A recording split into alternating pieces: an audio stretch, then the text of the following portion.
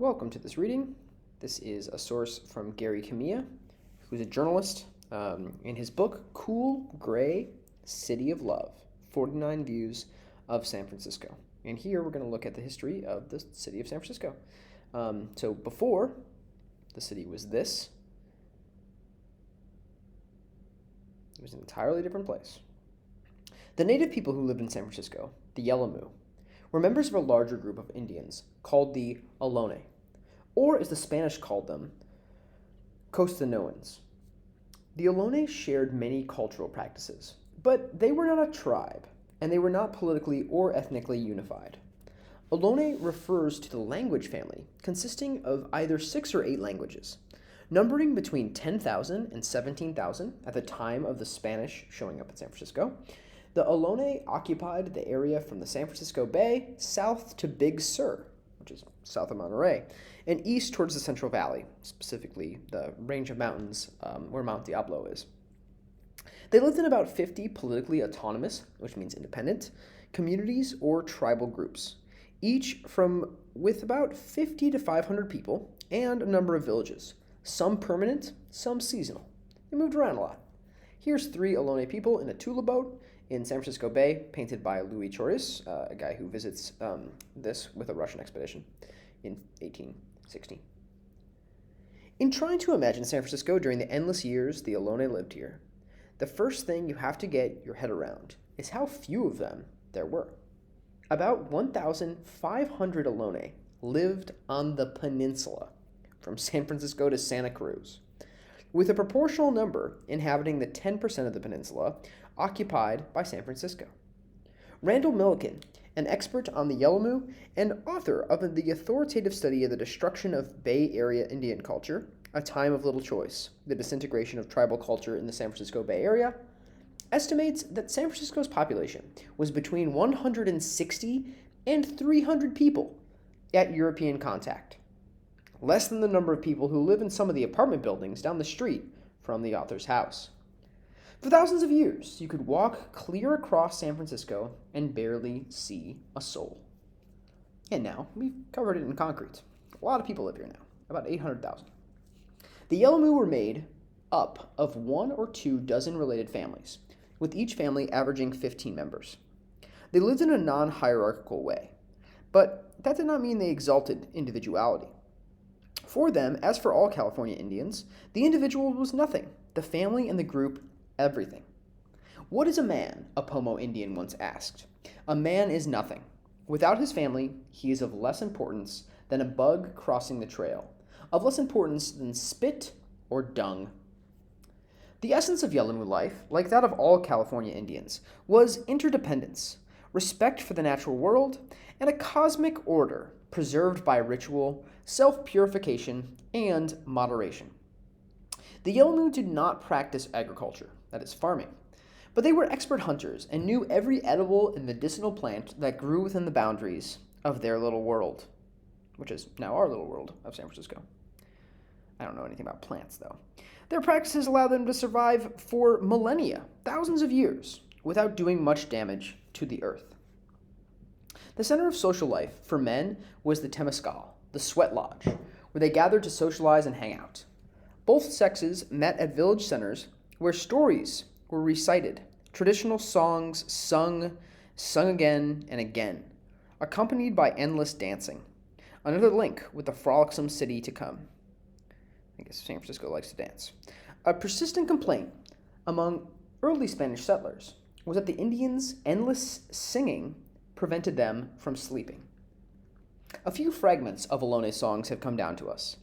And last, most haunting, a single line that could be the city's motto: dancing at the brink or the edge of the world, here at the end of the continent in San Francisco. This is an image published in 2018, which shows the city of San Francisco and the Golden Gate Bridge rising among the memories of the native peoples that used to live here, with a reminder that we live on indigenous land.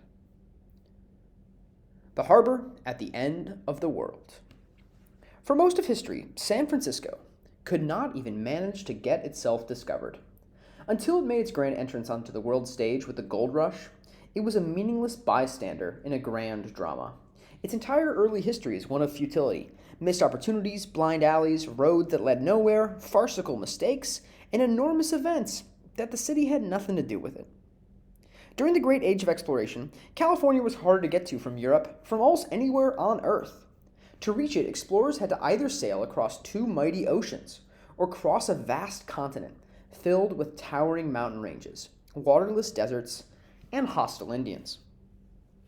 From the 15th century until well into the 18th, that is the 1400s into the 1700s, the west coast of North America was the great unknown, a blank spot on maps, thought to be part of Asia or a mythical Strait of Anian, also known as the fabled Northwest Passage, leading to the riches of the East. When Christopher Columbus discovered the New World, it was by mistake. He was trying to find a sea route to the East Indies. He never knew what he found, that being a new continent, or set of continents.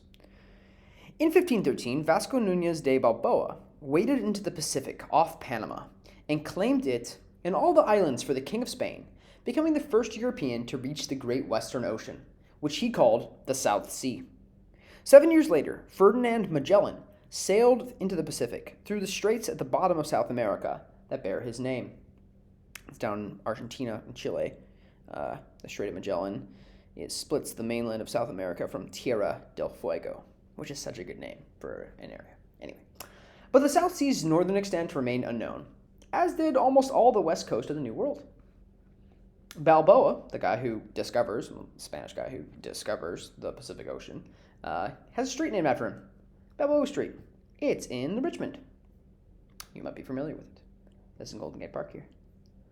You want to learn your street's name's origin? Check out this interesting site. Maybe we will. History of San Francisco place names. Oh, look, it's Quintara Street. Huh. Most of the streets parallel to Quintara Street are named alphabetically after figures from the history of Alta California and the Anza expedition. But the name Quintara may have been invented by the Parkside Realty Company. Okay, so we don't know what Quintara Street is, but you can look up all these different names of the streets of San Francisco, which is kind of cool. History is all around us. What we choose to celebrate and choose to be critical of is quite important. This ignorance of the west coast of North America is reflected in contemporary maps. A 1508 map by Johannes Reusch displays South America as the New World, with Asia in the place where North America actually is. 75 years later, the Northern Mystery was still a mystery. Indeed, some cartographic, which means map, depictions of this blind spot in the world seem to have been simply made up. One of Ignazio Dante's two famous hemispheric world maps in the Vatican Loggia, executed in 1583, shows a long, narrow peninsula, inexplicably in the shape of a huge V, connecting the west coast of North America with China. I've seen that map. It's in the Vatican Museum. It's really interesting. A 1600 map by the cartographer Gabriel Taton depicts California running almost due west and virtually touching China, although the trustworthiness of that depiction is somewhat undercut by a note admitting that the land was yet to be discovered. California remained terra incognita.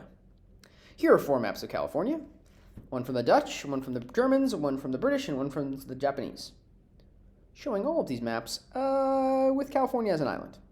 California is not an island. Oh, there's the Cape Sebastian, Cape Mendocino. That's Mendocino, right here. Let's see. There's Monterey. There's Drake's Bay right there. Oh, Port of St. Francis, New Albion. Oh, cool. The idea that California was an island, which largely derived from the peninsular shape of Baja California, which is Southern California, proved particularly hard to kill. Even after an intrepid Jesuit father named Eusebio Kino led overland expeditions over the top of the Sea of Cortez in the early 1700s, the myth persisted. Maps depicting California as an island appeared as late as the 1750s, despite King Ferdinand VI of Spain's 1747 edict, a leading candidate for the title of the most hilarious royal decree of all time, that, quote, California is not an island. The endurance of the irrational belief that California was an island highlights another reason. Besides its remoteness, that it remained undiscovered for so long. California was shrouded in myth. Those myths originated in a wildly popular chivalric potboiler called Las Sagras de Espandalin, The Exploits of Espandalin, written by Garcia Ordóñez de Montalvo and published in 1510 as a sequel to Amadis of Gaul, the most successful printed work in the early 1500s in Spain.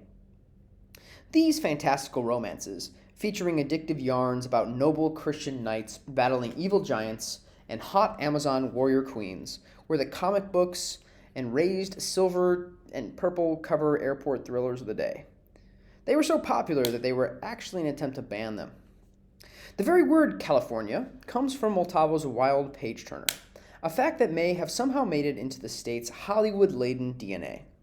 In Las Sergas, the brave and chaste hero woos and wins an Amazon queen named Calafia,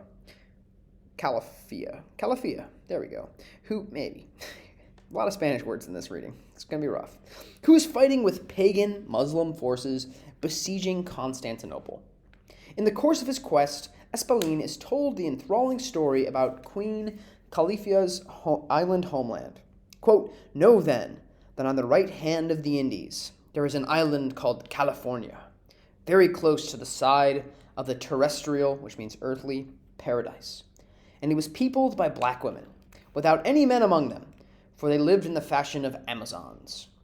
They were strong and hardy bodies, of ardent courage and great force. Their island was the strongest in the world, with its steep cliffs and rocky shores. Their arms were all of gold, and so was the harness of the wild beasts which they tamed and rode.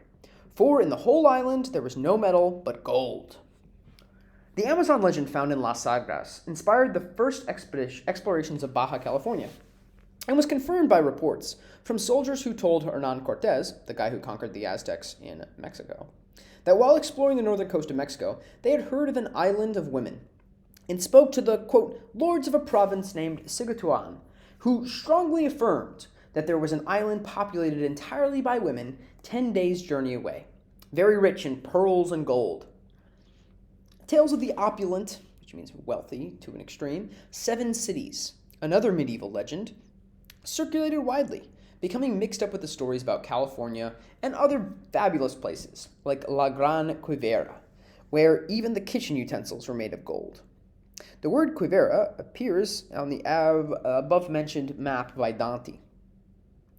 The most peculiar story was about a king called El Dorado, the Gilded One, the one covered in gold, a kind of Goldfinger, who supposedly was painted with gold dust every morning and washed off every evening. But subsequent expeditions to Baja California in search of the fabulous island kingdom were disastrous. Cortez's final inglorious expedition ended up with more than half of his men dead of famine and disease, and the survivors cursing his name and the land he had discovered. When later explorers bestowed the name California upon the barren peninsula, they may have done so in bitter mockery. The god-forsaken coast they encountered bore no resemblance to the gold-filled earthly paradise described by Montalvo. To the cavalcade of futility that is California's Hispanic history, we must fast forward 300 years to attach a final kick me sign.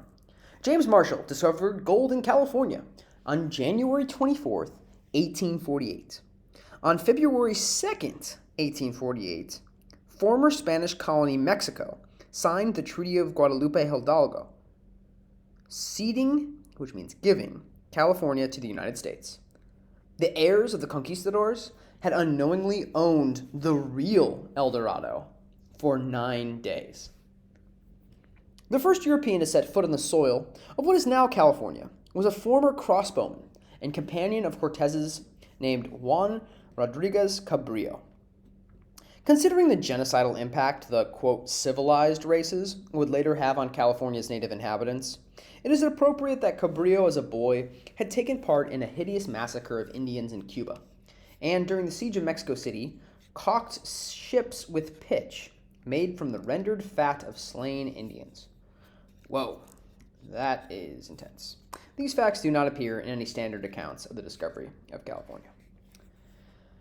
Cabrillo's mission was to find the mythical Strait of Anian, the supposed passage between the Atlantic and Pacific Oceans that would allow Spanish ships to sail directly to the East Indies and the riches of Asia. The legendary Northwest Passage. Cabrillo set sail from Navidad in New Spain, Mexico, on June 27, 1542. After 3 months at sea, Cabrillo discovered a port, closed and very good, which he called San Miguel, now known as San Diego. On September 28, 1542, he landed and formally took possession of Alta California.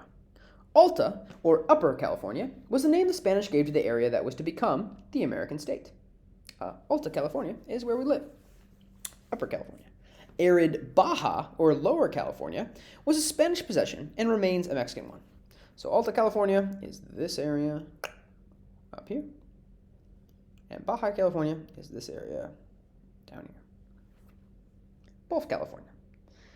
Cabrillo followed the prescribed ritual. He claimed the land in the name of the King of Castile, which is a region of Spain, placed his hand threateningly on a sword while saying he was prepared to defend the land, cut down some plants and tore up some grass, moved stones around, and splashed water from the sea onto the land. According to accepted tradition, this symbolic mumbo-jumbo conferred upon Spain eternal ownership of the land. Alta California would remain first in Spain's hands, then of those of its former colony Mexico, for more than 300 years. Soon after this, the captain suffered one of those ordinary mishaps that often prove fatal in the days before antibiotics.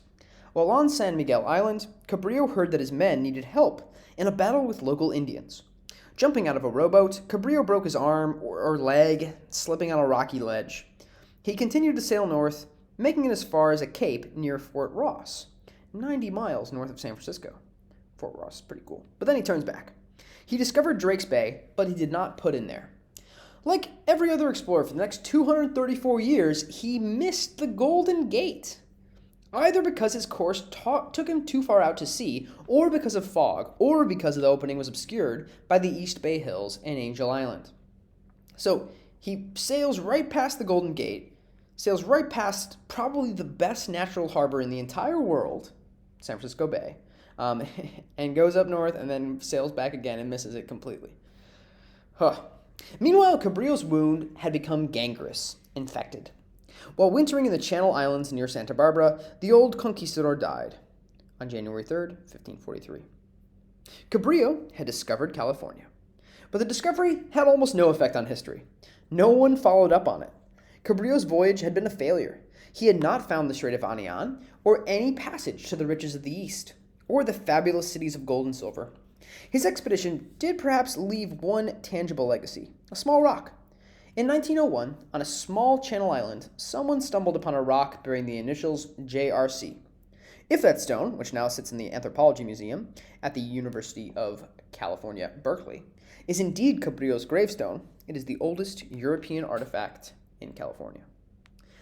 Cabrillo's voyage was followed by one of the most storied and romantic chapters in Spain's entire imperial saga, the Manila Galleon, which is a type of ship, trade. And once again, San Francisco remained just outside the frame of this Technicolor epic. Here's the Manila Galleons. They left Acapulco, which is a city on the west coast of Mexico, and then would sail along the currents to Manila in the Philippines, and then would sail up to Chinese ports, specifically around the area that is now Guangzhou, the Pearl River Delta, so places like Canton, which is Guangzhou, Macau, Portuguese colony, and Hong Kong, the British colony. And then they would get all of the awesome Chinese goods, exchange it for Spanish silver from the New World, and then they would sail back across this giant Pacific Ocean and pass San Francisco, and then come down to Acapulco. But they didn't stop. Manila galleons carried spices and goods from the Philippines to Acapulco on the west coast of Mexico. Their northerly route followed the trade winds across the Pacific to Cape Mendocino in Northern California. You can go to Mendocino today. It's a pretty cool spot. Then south past the Farallon Islands and on to Mexico. It was a brutal journey. So they passed right here, Farallon Islands. You can see them on a clear day from the city. It's not a clear day today, which I guess is pretty normal. It was a brutal journey, the longest regular voyage in the world, and the most dreaded. dreaded. But for those who braved it, the rewards were great. A single voyage could make a captain comfortable for life. An ordinary seaman could make more money than on any other trip. Starting in 1565 and continuing for an astonishing 250 years, the great treasure galleons would sail past the Farallon Islands, 28 miles offshore of the Golden Gate. On a clear day, you can see them. One each year. But they never saw the Golden Gate. In 1579, a Manila galleon named the Nuestra Senora de la Concepcion played a key role in the oddest of all the peculiar episodes that make up San Francisco's long non-history, the mysterious visit of Sir Francis Drake. The celebrated English privateer, that is, pirate sponsored by a country, had left Plymouth in England in 1577 in his flagship, the 80-foot Pelican, which he later renamed the Golden Hind. Drake took her through the stormy Strait of Magellan, emerging into the Pacific like a wolf in a sheepfold. So here he goes, he leaves England, he comes down here, goes through the Strait of Magellan, and then now he's in the Pacific. The Spanish ships sailing up and down the coast of South and Central America were unprepared for this hostile interloper into their ocean. Until the 17th century, the Pacific was called the Spanish Lake. And Drake found the pickings rich. He captured several ships and sacked Spanish towns before coming upon this ship, the Concepcion, the biggest prize of his career, on her way to Manila. After a short fight, Drake seized 80 pounds of gold, 26 tons of silver, 13 chests of silver coins, and jewels, a haul worth twice as much as Queen Elizabeth's tax income for the year. Drake sailed north, searching for, what else? The Strait of Anian, the Northwest Passage. Europeans obsessed with finding this Northwest Passage, trying to get to Asia. Unable to find it, but not wanting to sail back south where Spanish warships would be searching for him, he looked for a place on the northern Pacific coast to refit his ship and take on supplies, before heading west towards the Moluccas, that is where the spices are over in Asia, and home. He landed somewhere near San Francisco. The exact location of his landing remains controversial. His own journal is lost, and his chaplain's record was deemed unreliable by Drake himself. But most scholars believe, and the federal government now concurs, that the great mariner sailed into Drake's Bay, guided the Golden Hind over the shallows into Jake's Estero, and careened his ship in a shallow cove about a mile inside the mouth of the estuary. So this guy, Sir Francis Drake, sailing for England, sails here to Drake's Bay. But he too misses the Golden Gate. Drake's Bay is in Point Reyes, and it's a beautiful place if you're ever checking out Point Reyes up in northern Marin County. It's nice. Drake remained in the cove for 3 weeks, repairing his ship and meeting the friendly Miwok Indians, who came down to the shore to stare at the great wooden ship that had suddenly glided into their unchanging world. It was the first encounter between Northern California Indians and white men. When the hull was shipshape, Drake left a plate of brass inlaid with a sixpence that claimed Nova Albion, which means New England, for England. He named the harbor New England because the white cliffs of Drake's Bay reminded him of the white cliffs of Dover. Then he sailed off into the Pacific, passing the Farallon Islands, which he named the island of St. James, but missing the Golden Gate. In 1580, more than 2.5 years after he had left Plymouth, Drake returned to England to a hero's welcome. He was the second man to sail all the way around the world. Left England, came down here, went to Drake's Bay, got so close to San Francisco, but not quite, and then across back to England. A few years later, Spain sent another captain, Sebastian Vizcaino, maybe, on a similar voyage. In 1602, Vizcaino discovered the harbor of Monterey, which is south of San Francisco, which he praised effusively. But in an appropriately deflating end to the whole saga, the viceroy argued that if Spain did establish a port in Monterey, it would actually attract the English, who would simply take it over. The viceroy's letter was the opening strategic salvo in a long game of chess over California that would eventually involve Spain, England, France, Russia, and finally, a country whose first settlers would not land in Jamestown on the other side of the continent for 5 more years: the United States. Vizcaino's voyage was the last attempt to explore California during the Age of Discovery. It was one of those strange discontinuities of history. The west coast of North America simply vanished again. For a few moments, 3 or 4 spotlights had probed the darkness, illuminating fugitive glimpses of an unknown world. Then the spotlights flickered out, and the darkness fell again, not to be lifted for 167 years. When San Francisco was finally discovered, it was not by sea at all, but by land. For the native people, whose unchanging existence was spared for almost 2 centuries by the European failure to find the Golden Gate, the tragedy would come later. Here's Cabrillo Street, by the way. It's also in the Richmond, near Balboa Street. After Sebastian Vizcaino discovered Monterey in 1602, Spain lost all interest in Alta California for more than 150 years. What led Madrid, the capital of Spain, to settle its neglected possession, oddly enough, was fear of the Russians, the first in a long history of bogus Red Scares that would culminate in the duck-and-cover Cold War drills that I was forced to take part in as a grade school student in Berkeley in 1960. Right.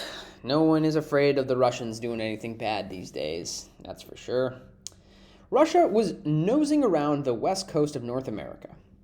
Its explorers had ventured across the Bering Strait up by Alaska in 1743 and begun hunting sea otters in the Aleutian Islands off the coast of Alaska.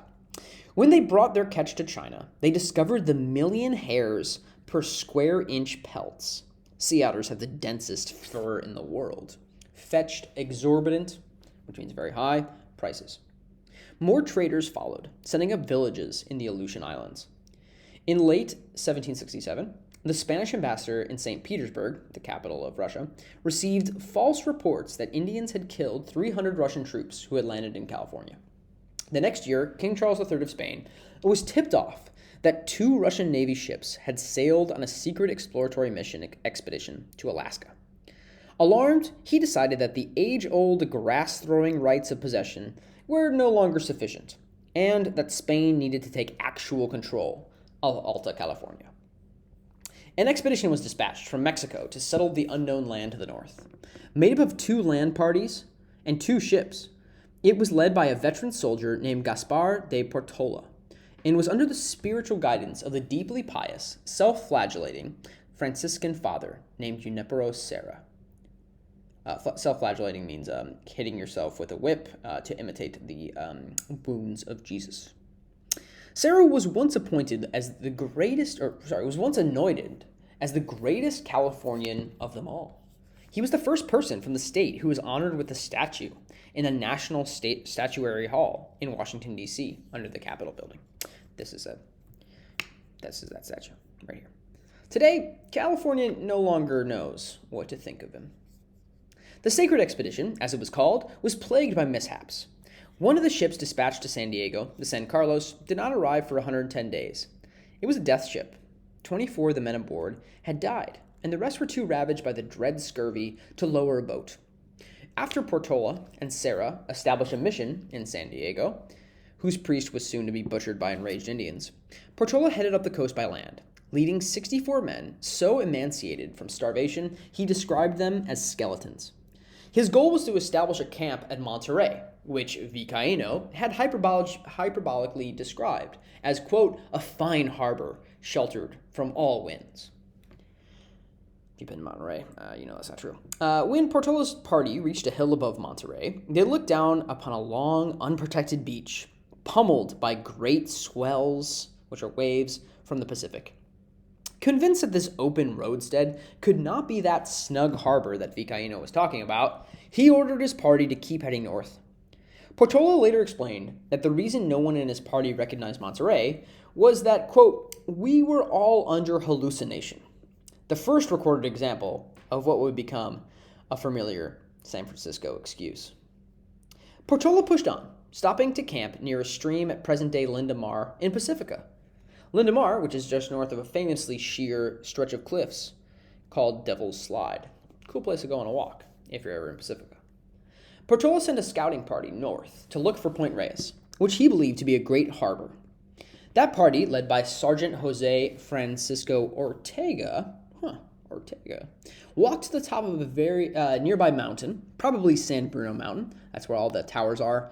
You can see it from the highways if you're headed down towards South San Francisco, where they saw a vast body of water.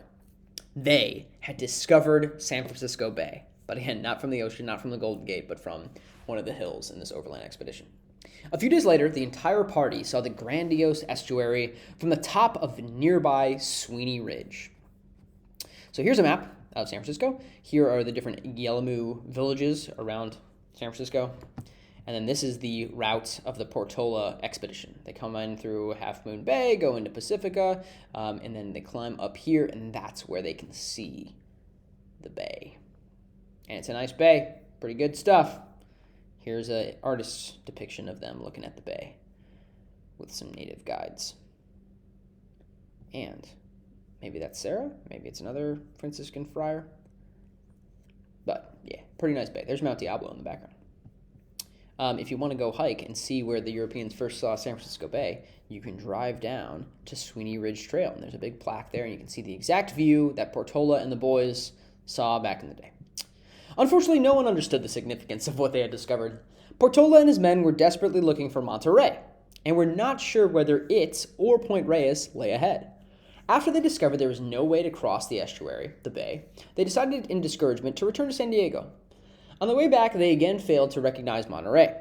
Reduced to eating a mule a day, what misery, wrote Portola, they staggered back to San Diego, smelling frightfully of mule meat, only to face the caustic tongue of Father Serra, who said, "You come from Rome without having seen the Pope. You didn't see what you were there to see." Portola, by the way, has a street named after him. This is Portola Drive, which is a pretty important connection across Twin Peaks, like in between Twin Peaks and Mount Dave in San Francisco. So far, so stupid. But the comedy of errors had just begun. Believing that the bay was a great river running out of the heart of the continent, the Spanish kept up a futile search for the port and great river of San Francisco for years. When a high-strung captain named Fernando Rivera, another interesting name, finally set foot on San Francisco soil in 1774, he dismissed it as a worthless site. Here's Rivera Street. You might be familiar with this because it is literally next to school. Like, this is school, this is Quintana Street, this is Rivera Street. In 1775, the San Carlos became the first ship to sail through the Golden Gate under the command of Lieutenant Juan de Ayala. Ayala, I'm definitely saying that wrong, but whatever. Ayala explored the bay for 6 weeks before departing for Monterey. In a foreshadowing footnote, Ayala's men named Mission Bay Ensenada de los Leores, Cove of the Weepers, because they saw some Indians weeping on the beach. Crying, that is. But the place where San Francisco's history officially begins is on the southern shore of a small body of water in the Richmond district called Mountain Lake. This is the site where, on March 27, 1776, 1776, same year America is being founded, Juan Baptista de Anza, who 2 years before had blazed an overland trail to California, camped on his first night in what is now San Francisco. He had just led 240 men, women, and children, and 1,000 head of cattle, 1,200 miles from the Sonoran Presidio at Tubac, south of present-day Tucson, Arizona, to California, crossing harsh deserts and snowy mountains and negotiating with suspicious Indian tribes. Anza had safely delivered the colonists, who would permanently settle California, to Monterey, then continued on to San Francisco. There he selected sites for the first buildings in the city: the Presidio, military base, and the Mission, the two indispensable instruments of Spanish colonizing. Only one member of the expedition, a woman who died in childbirth, did not make it to California. It was one of the epic treks in American history. Tucson is very far away from San Francisco. Anza recruited most of his colonists, soldiers, settlers, and their families, from the Mexican provinces of Sinaloa and Sonora, promising them rations for 5 years, supplies, and wages. The crown even provided ribbons for women's hair. Most of the colonists had been, quote, submerged in poverty. Some had shady pasts. One was an Apache. It was a long and difficult journey, As the party crossed the snowy mountains into California, the women cried, "Ay!" a plaintive wail of regret for the homeland they had left. In San Jose, the children cried because there was not enough to eat, which led the nearby hills to be named Lomas de las Lagrimas, the Hills of Tears. But Anza, who could ride 50 or 60 miles a day, fueled only by a cup of morning chocolate, guided them unerringly through the wilderness. When he said goodbye to the colonists in Monterey, they wept. He then gathered a smaller party, which he led to San Francisco. On his first night, he camped at Mountain Lake because of its fresh water. Mountain Lake is one of the stranger historical sites in San Francisco. It is hidden away at the end of a swanky dead-end street in the bland, pleasantly upscale Richmond district, 2 blocks away from bustling Clement Street. It's about the last place in the city you'd expect to find a 1,700-year-old freshwater lake. A beautiful little park fronts the lake, but its western side is profaned by Park Presidio Boulevard, the intrusive freeway that connects the western part of the city with the Golden Gate Bridge. Yeah, you've likely driven on this road before. The 8-foot deep lake is polluted and only a couple of 100 yards wide. It used to be bigger and deeper before the freeway was built, and eucalyptus trees encroached on it and shrank it. The lake drains out of a pipe on the west side and runs through culverts into the Lobos Valley, a short, wild stretch of sand and tangled brush, hiding the only remaining significant free-flowing stream in the city, Lobos Creek, which empties into the Pacific at Baker Beach.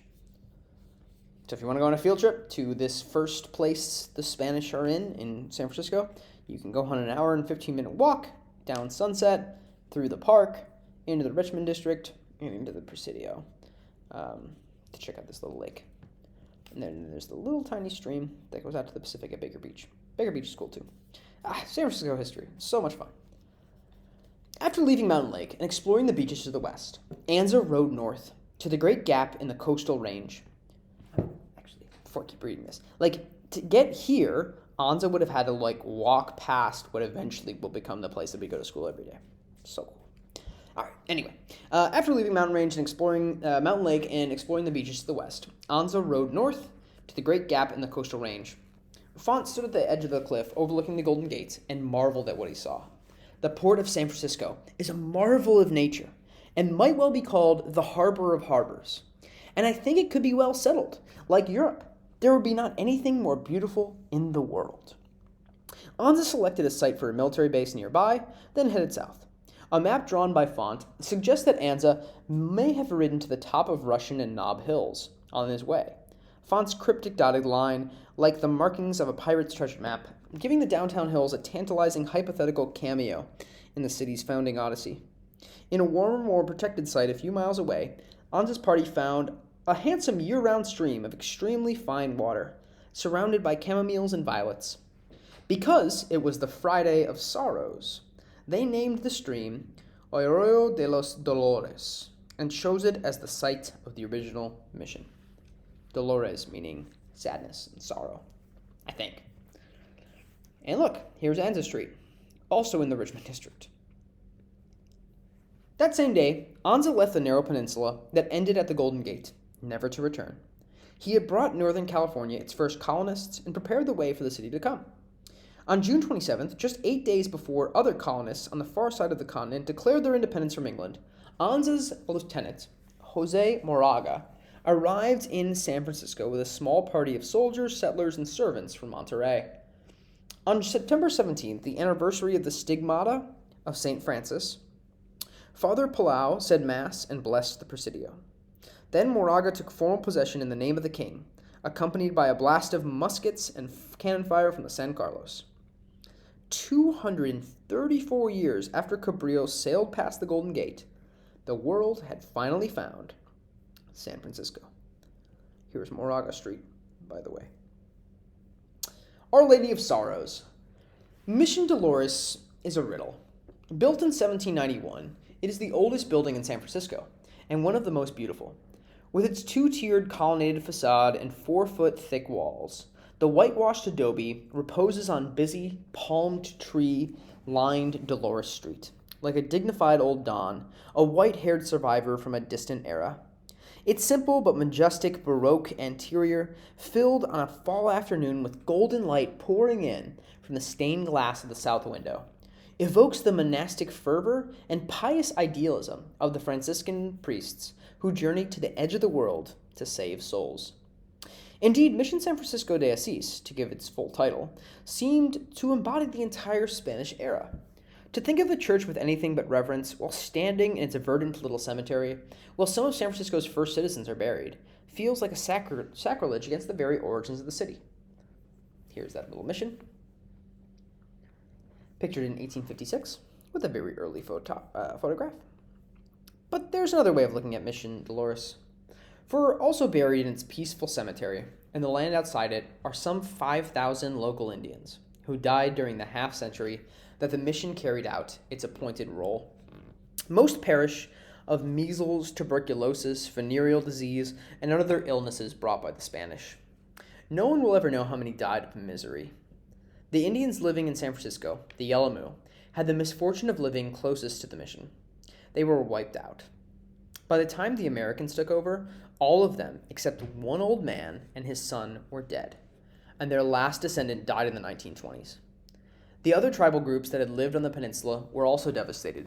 Only one descendant of these groups, a sociology professor at California Lutheran University, is known to be alive. A people and a way of life that had existed in San Francisco for untold centuries had vanished forever. So it's hard to know how to look at this small white building. Its beauty calls for gentle oblivion, but there is no statute of limitations on historical tragedy. Here's the original building here, with the basilica built long afterwards in the 1900s.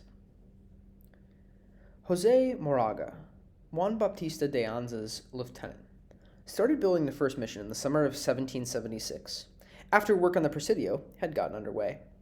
The small structure was completed on October 9th, to the blast of cannons, the ringing of bells, and the launching of fireworks. The noise terrified the local Indians, who ran away.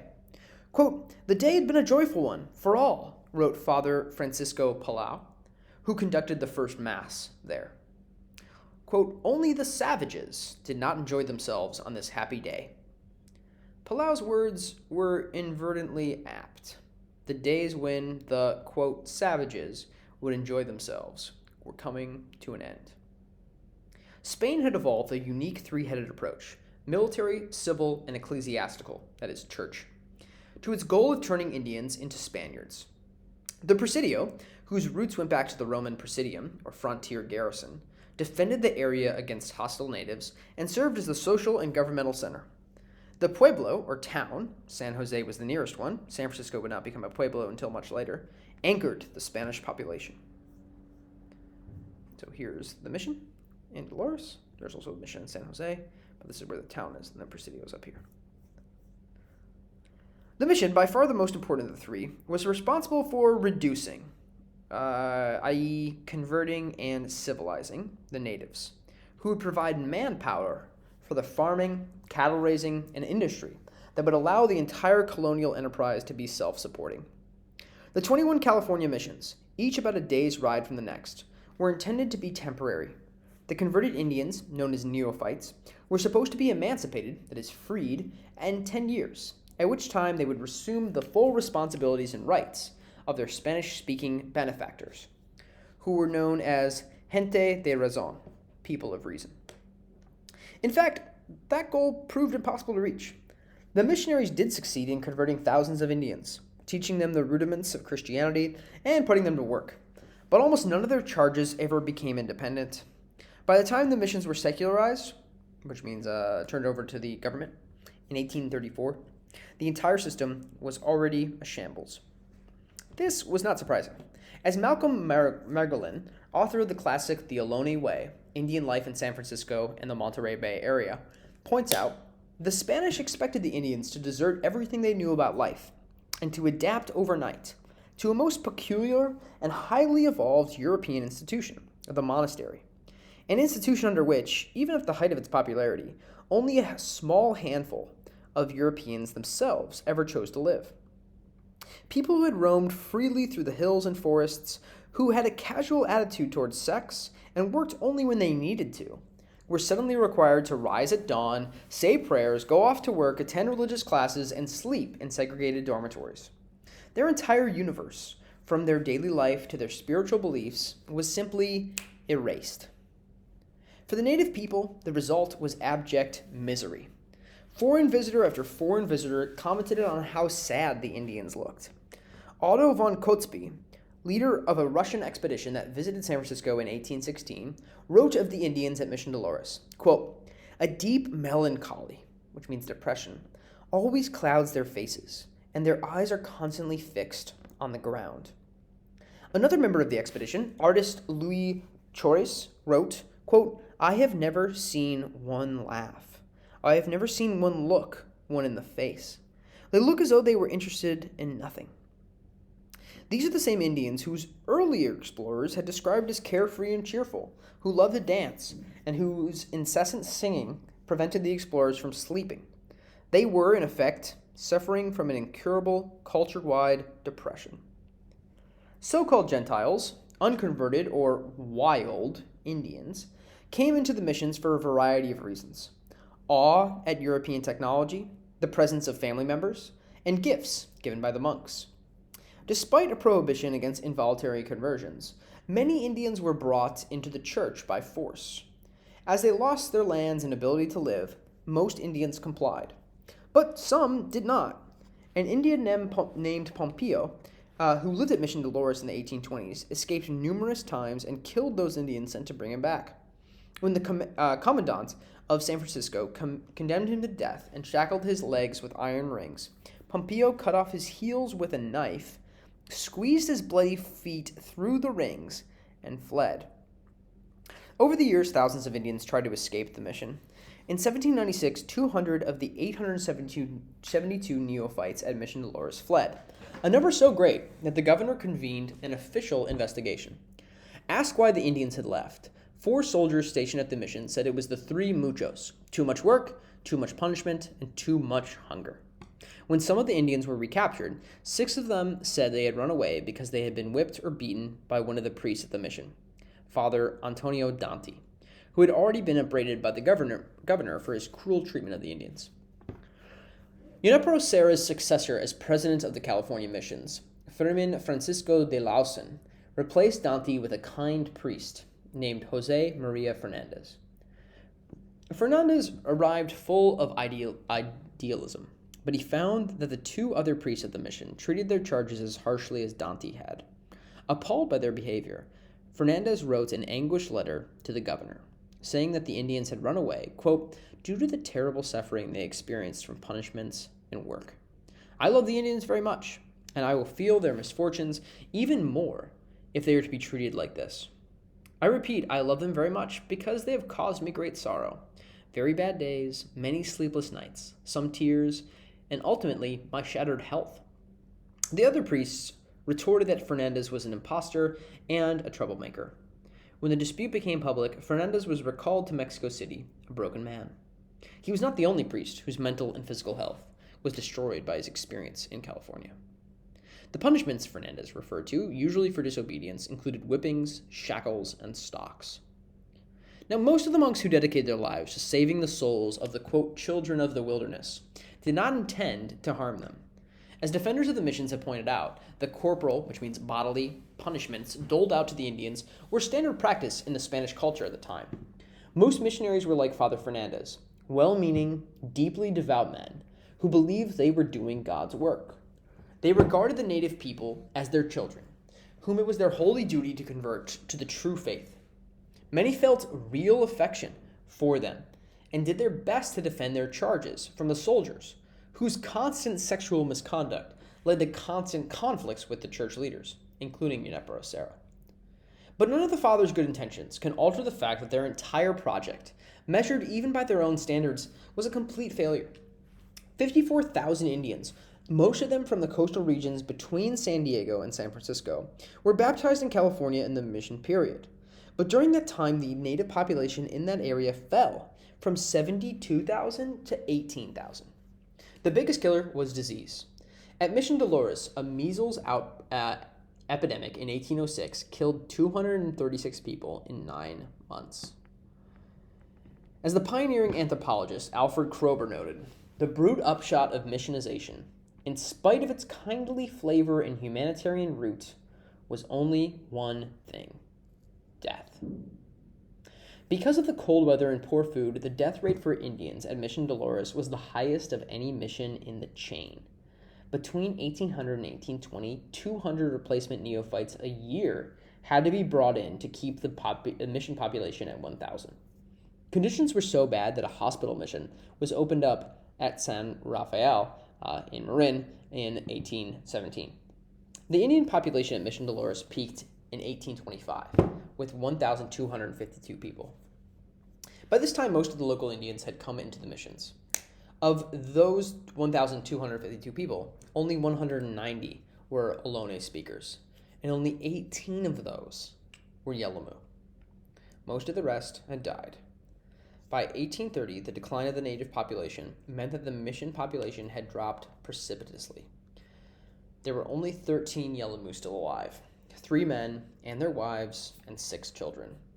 By 1847, 14 years after the missions had been secularized, a census found only 34 Indians in the entire San Francisco Peninsula.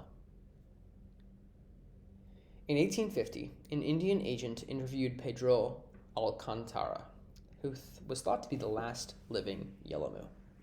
Born in 1786 and baptized at Mission Dolores, Alcantara was Yelamu on his mother's side and Cotajan on his father's.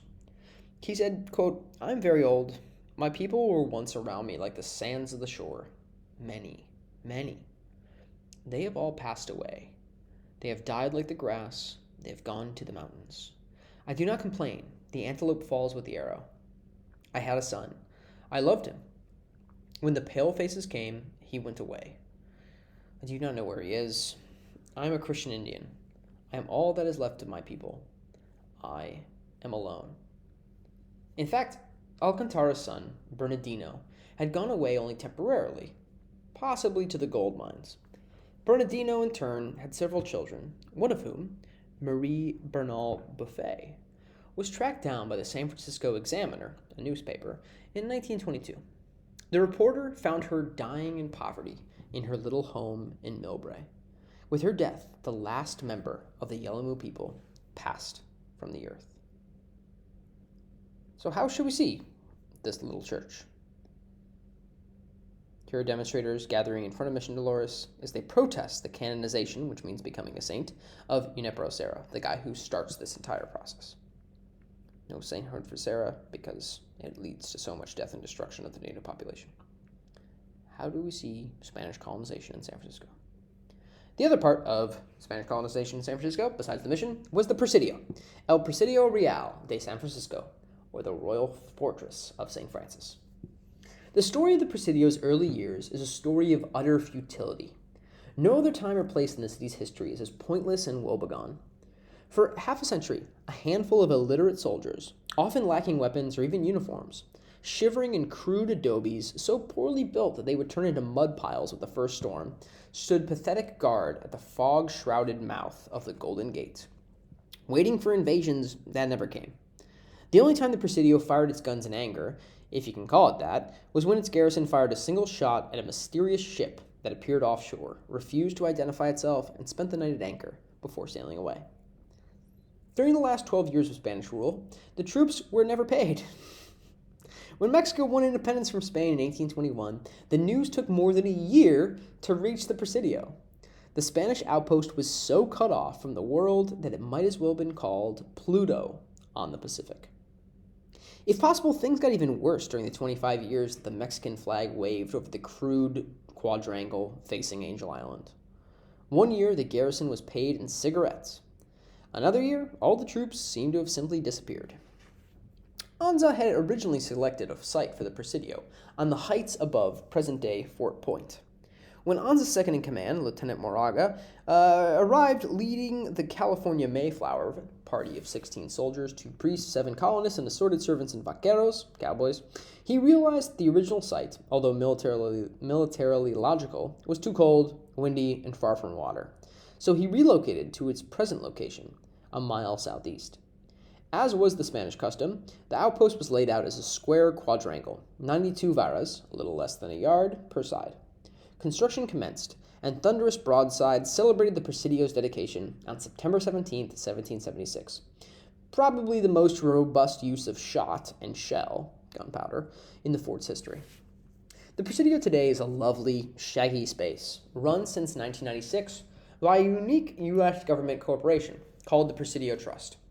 The 3-square-mile area was a U.S. Army base for 219 years, and it still has an odd, quaint feeling, halfway between military museum and overgrown park. Its barracks and fancy officers' houses have been taken over by a variety of nonprofits and commercial enterprises. Star Wars director George Lucas's company put in a state-of-the-art $300 million complex near the old Letterman Hospital.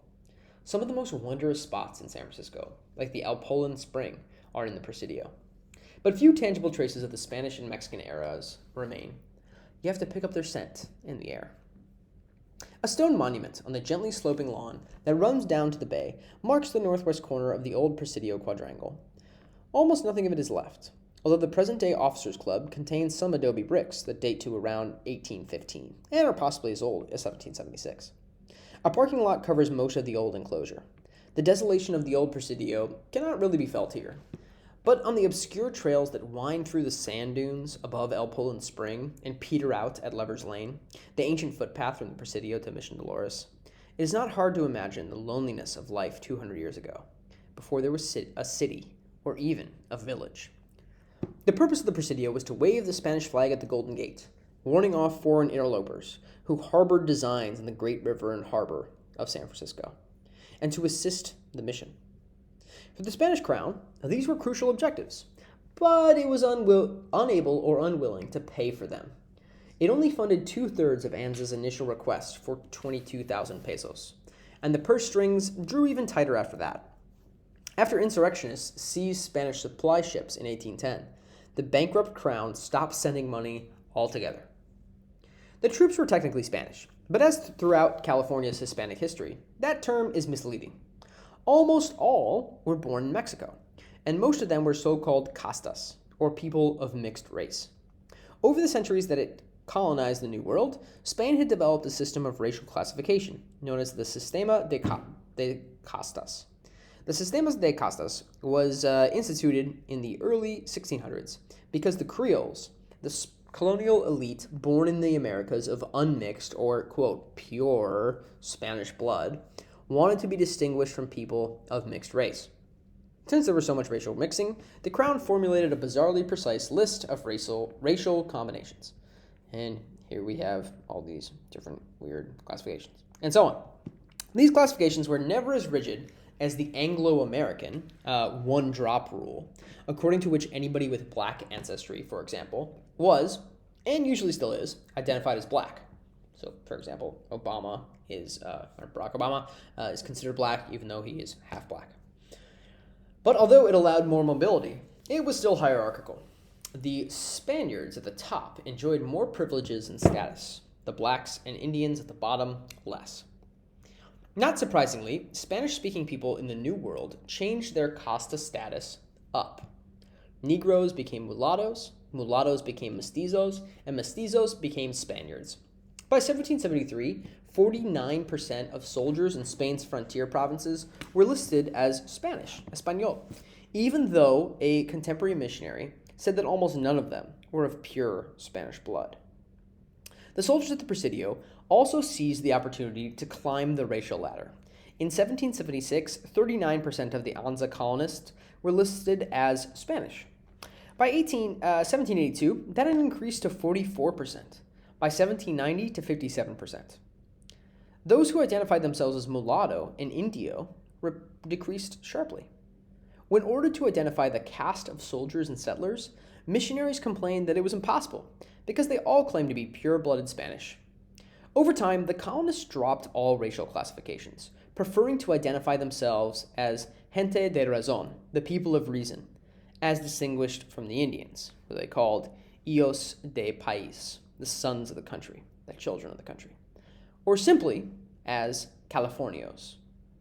Race mixing and identity shifting or in less politically correct terms, quote, passing, were thus inscribed in San Francisco from the start. For these under-equipped men and their families, the biggest challenge at first was just surviving.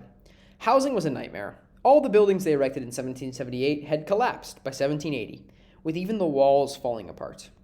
Adobe was not the best choice of building material for a fog-shrouded place like the Presidio, and the adobe was of such poor quality that it started disintegrating with the first rains. The housing problem was never solved. When British Captain Frederick William Beechey, commander of HMS Blossom, visited the Presidio in 1826, he found one side of the quadrangle broken down and little better than a heap of rubbish and bones, on which jackals, dogs, and vultures were constantly preying. From a distance, he summed up the appearance of Spain's outpost as a sickly column of smoke rising from some dilapidated walls. As a fortress, the Presidio was a joke. The fortress built on Cantil Blanco in 1793, called the Castillo de San Joaquin, did not have enough cannons to repel even a puny invasion, and the ones it did have were more dangerous to their gunners than to whatever they were aimed at. During the festivities for Saint's Feast Day in 1792, a cannon exploded into 10 pieces, some of which flew as far as 125 yards. When the German-Russian navigator Otto von Kutzbay visited in 1824 and fired the customary salute, he claimed that a soldier from the Castillo came aboard to beg for powder so the fort could return the salute. Here's a little model of this tiny little castle the Spanish have in San Francisco. If all the underfed, underpaid, illiterate soldiers of the Presidio were doing was playing cards and while waiting for the annual supply ship to come in, but as servants of the crown and the church, the soldiers had to do the dirty work of colonial policemen. Indians were not required to join the church, but once they were baptized, they were no longer free to leave, a fact few of them understood. Since they were now Christians, the fathers, the priests, were responsible for their salvation and saw it as their sacred duty to bring them back if they tried to escape and punish them to prevent future escapes. Because the conversion of heathens was the main reason they were in California, the Spanish were under pressure to swell the numbers of neophytes by any legal means. Spanish troops also had a more immediate motivation to round up Indians. As archaeologist Barbara Voss notes in The Archaeology of Ethnogenesis, the troops disliked manual labor and had come to rely on Indians to do it for them. So we see some coerced labor practices here in California. Mission head Father Lawson complained that the soldiers arrested Indians simply to use them as slaves. For these reasons, the Spanish troops dealt increasingly harshly with native communities that sheltered fugitives or that simply refused baptism. After 1800, pursuing runaway Indians became the major activity of the troops at the Presidio of San Francisco. These raids inevitably led to troops to trespass on native lands. When the Indians who possessed these lands fired on the foreigners, rightly regarding them as invaders, the Spanish troops were considered to be fighting a just war under European law and custom, and had the right to punish and capture the Indians at will. Many raids whose ostensible purpose was to capture a handful of runaways thus ended up with Spanish troops killing numbers of Indians and capturing others who had never run away. Here is a depiction of the Presidio in 1817.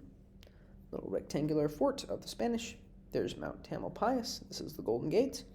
And you can see Spanish soldiers on horseback rounding up Native Americans, and it looks like forcing them to do labor. In July 1797, for example, soldiers from the Presidio fought with escapees from Mission San Jose and their allies. They captured 83 Christians and 9 pagans, that is, non-Christians. As was customary, the women and children were taken to the mission. 4 Christian Indians and 9 non-Christians were taken to the Presidio.